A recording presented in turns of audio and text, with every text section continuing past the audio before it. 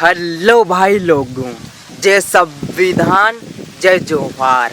भाई लोगों, 10 अप्रैल 2025 के दिन राजस्थान के उदयपुर जिले के अंदर अनुसूचित क्षेत्र आरक्षण मोर्चा की रैली थी और इस दिन बांसवाड़ा डूंगरपुर के जो बाप पार्टी के सांसद महोदय हैं राजकुमार रोज जी, इन्होंने वहां पर उदयपुर में अपना एक बहुत बड़ा लंबा चौड़ा भाषण दिया और उस भाषण के एकदम मध्य में इन्होंने भारत के अंदर जितनी भी पार्टियां हैं उन पार्टियों के जो नेता है, विधायक, सांसद, मुख्यमंत्री, प्रधानमंत्री, इन सभी को राजकुमार रोज जी ने अपने सामने आने को बोला है। मतलब भारत के अंदर जितनी भी पार्टियां हैं उनके जो भी नेता है वो सिर्फ एक बार राजकुमार रोज जी के सामने आए और उनसे बात करें कि जनता का पैसा, जनता का विकास का पैसा, सुविधा का पैसा, नौकरी का पैसा, ये सब किसने कितना खाया है, इस पर बात हो सके। इसलिए उन्होंने मतलब भारत के अंदर जितने भी पार्टियों के नेता हैं उन सभी को चुनौती दी है। कैसे दी है आप इस वीडियो में देख सकते हैं। क्या कर रहे हैं? मैंने कई बार कहा है, एक सार्वजनिक मंच पे या एक ऑडिटोरियम के अंदर सारे पार्टियों के नेता एक मंच पे आए और ऑनलाइन डिबेट होनी चाहिए। इस अनुसूचित क्षेत्र की सारी जनता देखे, ऑनलाइन डिबेट होनी चाहिए, सारा मीडिया होना चाहिए और रिजर्वेशन पे बात होनी चाहिए ताकि जनता को पता चले कि कौन सही है और कौन गलत है। ऐसे ही आज देश के अंदर स्थिति क्या हो रही है? देश के अंदर किस पहाड़ में कौन सा मिनरल है,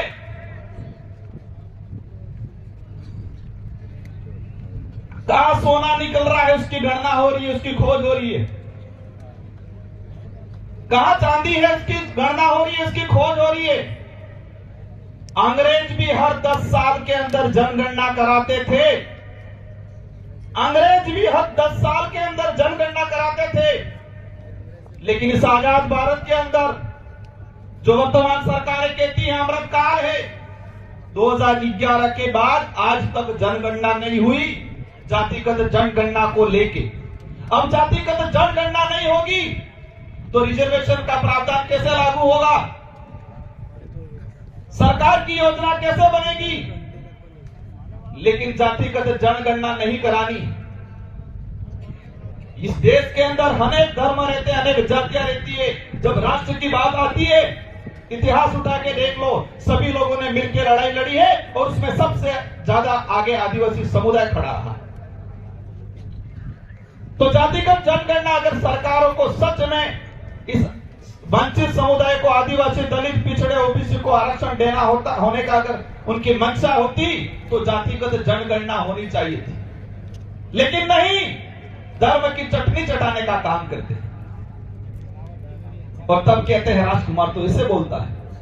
अब राजकुमार को समझ में ऐसे आता है तो राजकुमार ऐसे ही बोलेगा। आज वही चीज, काफी चीजें हैं, मैं बोलूंगा 2 घंटे हो जाएंगे, लेकिन हमारे पुलिस वाले भाई बोले इसलिए पुलिस भर्ती को ही ले लेता हूं। मैंने शुरुआत में कहा था, एक बाप के 2 बेटे हैं, अगर छोटे बेटे के साथ अन्याय होता है तो छोटे बेटे का हक बनता है उस अन्याय के खिलाफ लड़ाई लड़े। इसका मतलब ये नहीं है उस भाई का विरोधी है वो, ये नहीं है कि उस बाप का विरोधी है वो।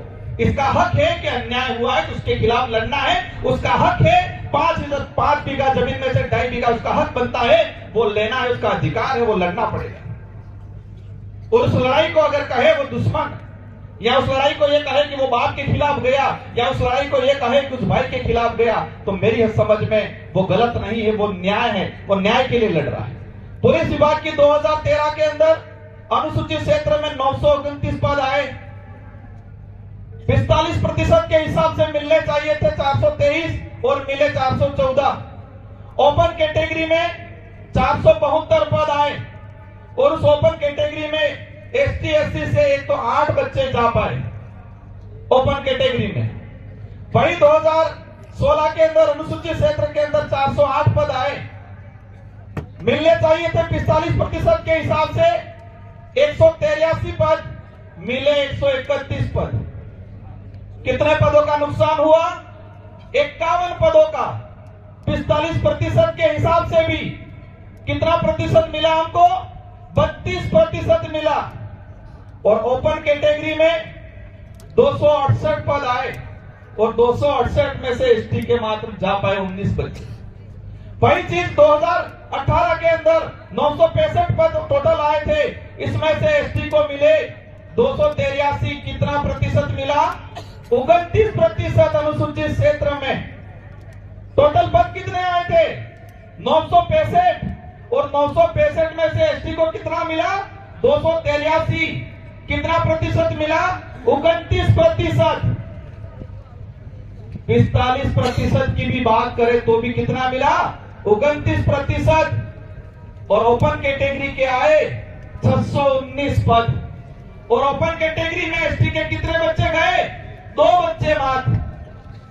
फिजिकल के अंदर दौड़ के अलग, हाइट के अलग, चेस्ट का अलग 5 दरवाजे बना रखे हैं। अगर 5 में से किसी एक दरवाजे में जनरल की मेरिट 72 नंबर गई, एसटी की मेरिट 60 नंबर गई और एसटी का बच्चा 75 नंबर ला रहा है। कितना ला रहा है? 75 नंबर।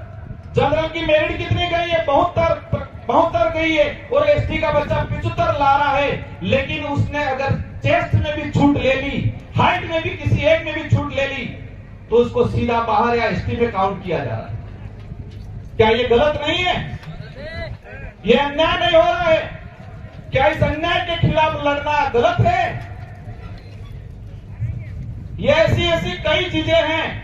और इसी प्रकार उस भर्ती के अंदर 3 भर्तियों का उदाहरण देखें, 45% के हिसाब से भी हमें नुकसान 214 पद नहीं मिले। और ओपन कैटेगरी मतलब कितने पद आए? 1359 पद। सरकारें चाहती है कि सभी समुदाय आपस में लड़ाए। सरकारें चाहती है तो अन्याय कर सकती है, सभी को संवैधानिक आधार पे बराबर बांट सकती है, लेकिन नहीं करना इन लोगों को। काफी चीजें हैं, समय काफी हो गया है। और बाध्यता की बात आए उसमें अनुसूचित क्षेत्र के सभी वर्गों की बात आ जाती है। पिछले 3-4 सालों के अंदर बाध्यता कर रखी है 35 और 45-40 के आसपास। हर साल 50% पद खाली दे रहे हैं। और भजनलाल जी की सरकार ने अभी बीच में शायद दिसंबर महीने के अंदर एक लेटर जारी किया कार्मिक विभाग का कि 2 साल के बैकलॉग जो पद हैं उन पदों को सामान्य से भरा जाएगा।